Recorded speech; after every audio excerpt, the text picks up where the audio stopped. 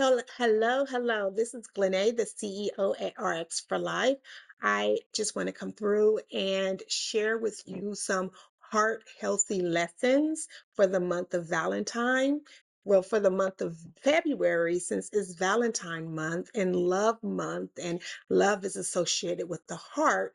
So I decided that I wanted to give some heart healthy lessons and some of my cardiac experience to help you manage stress a little bit better and anger in hopes that you learn to speak your piece at work or wherever unsurmountable stress has you tongue-tied or silenced. I want you to remember that holding it in, whatever it is just as bad on the heart as violently letting out in bursts of angers. When we know better, we do better. I recently had a patient whose anger led him to have a heart attack. Acute myocardial infraction acute myocardial infractions are on the rise, and I thought it would be a good idea to share with you how cardiac catheterization intervention procedures are done. First of all, when last week I recommended that your household have 300 baby aspirin, 81 milligram, and if you have pressure in the chest or pain and you think that maybe you're having a heart attack, I said that the protocol dose for adults to take is 324 milligrams, which are four of the baby aspirins.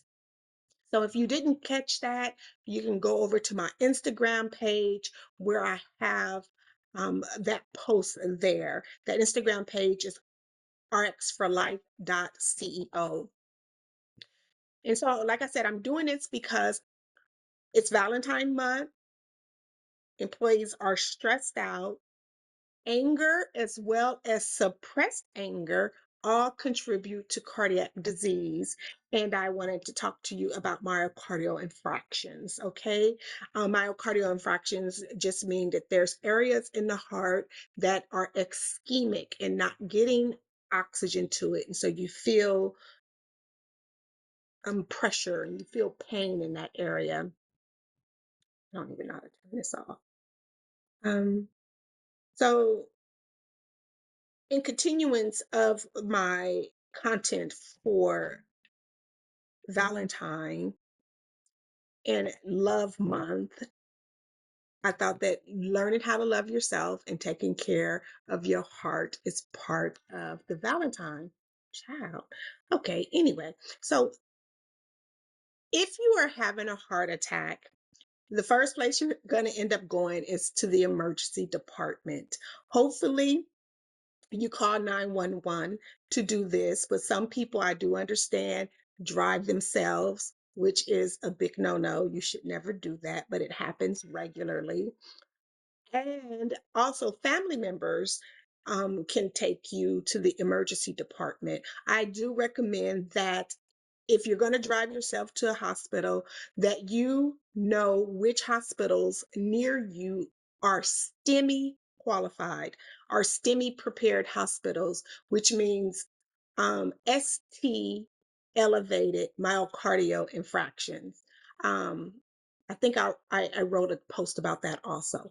So the first thing that they're going to do when you get to the emergency department is do a history.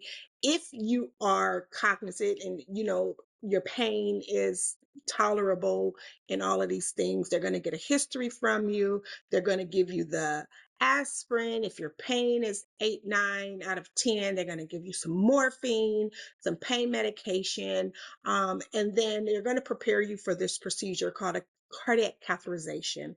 Okay, so when you get to the cardiac catheterization lab, where my team and I fix broken hearts, we're going to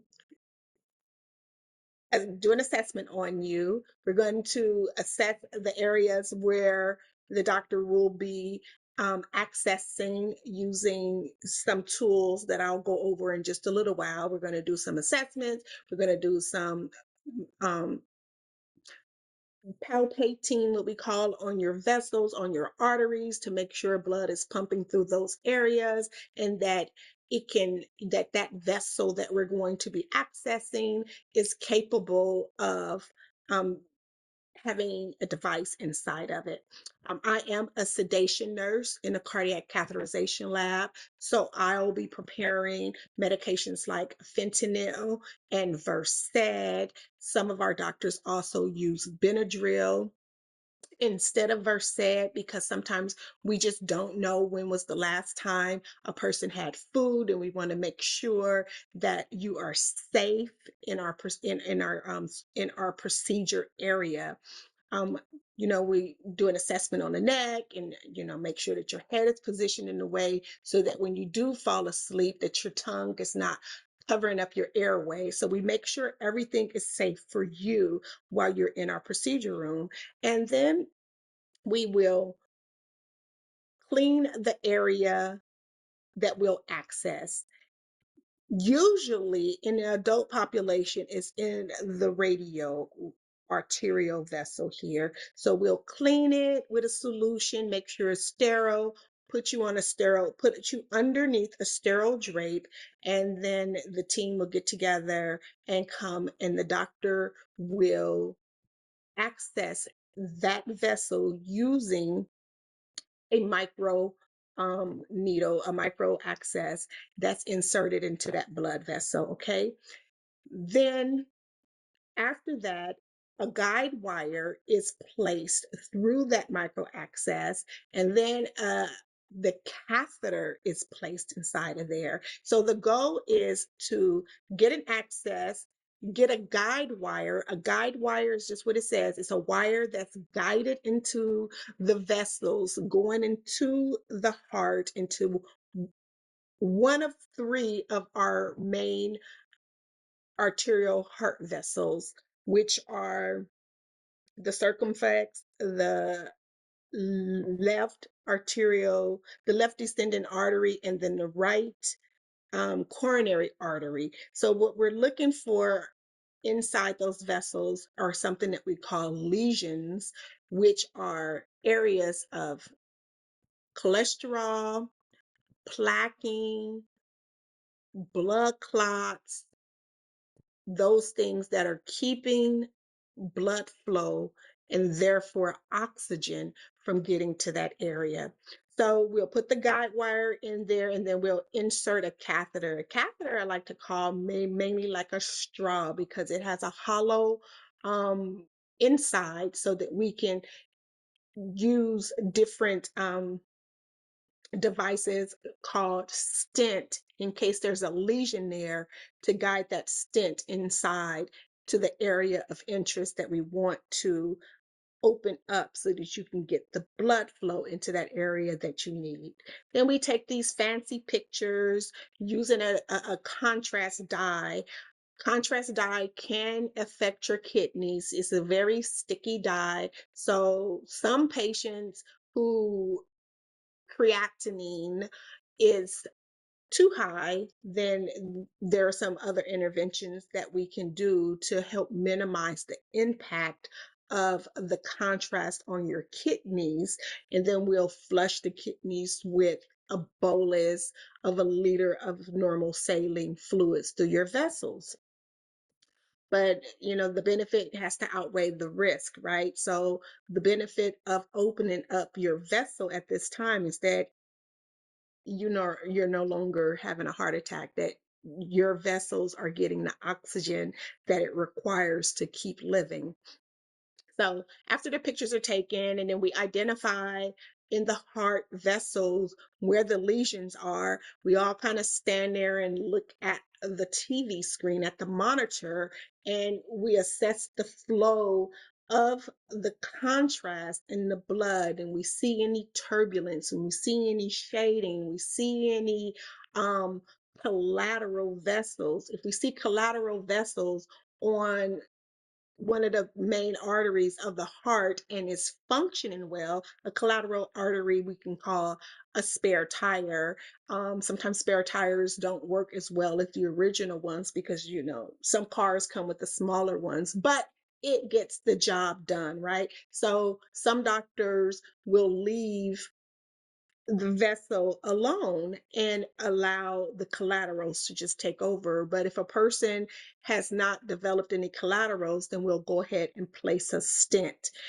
And then also, if every last one of those vessels are blocked, then we don't do anything. Maybe we'll give medications to kind of help prevent more clots from happening, more stickiness from going on inside of the vessel. We'll use some medications called antiplatelets and antiplatelet medications, and then you'll get scheduled for a cardiac consult.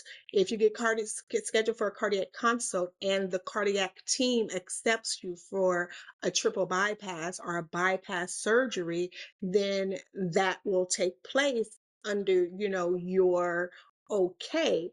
If some patients are not okay with having an open heart surgery, and then we'll do what is called a staged PCI, which is a percutaneous catheter insertion of a stent to open up one vessel at a time until they're all open and the blood is flowing well.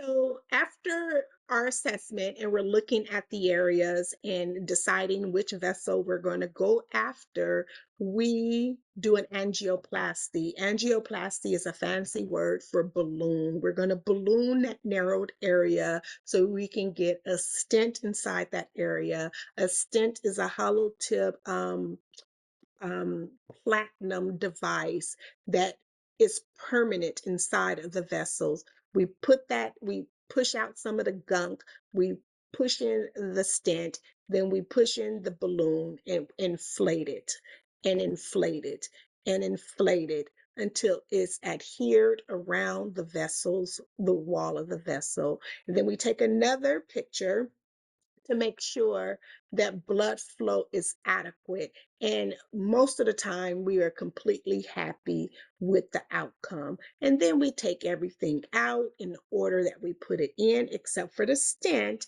and then you recover. And most patients go home that day.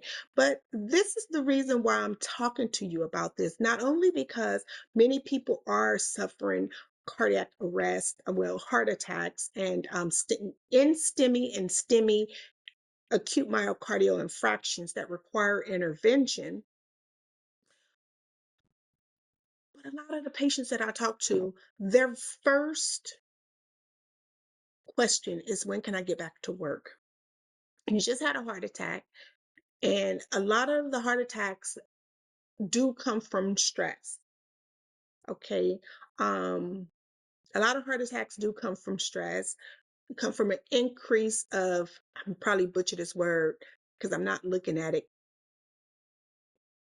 catecholamines, which is like a storm of your epinephrines and norepinephrines and stuff like that. Those things that happen when we get angry, that sends a surge of hormones, and that can cause cardiac issues. Okay. And so having a mindset of being able to rest and recover is important for your long-term health and for changing your lifestyle. And I just want to say that if you or someone you know or love is dealing with job stress and they've recently had a medical procedure but lack the faith to take time off work to heal. I'm not saying lack the money, because faith is a currency, you guys. And I just have to ask that if you are so worried that you're willing to die for your job, then I just want to know, who is this God that you serve that's not taking care of you? Because if it's the God in heaven, then I want to ask you to connect with Glenae's RX for Life so that you can have and adopt a different perspective of what it means to be able to rest and recover.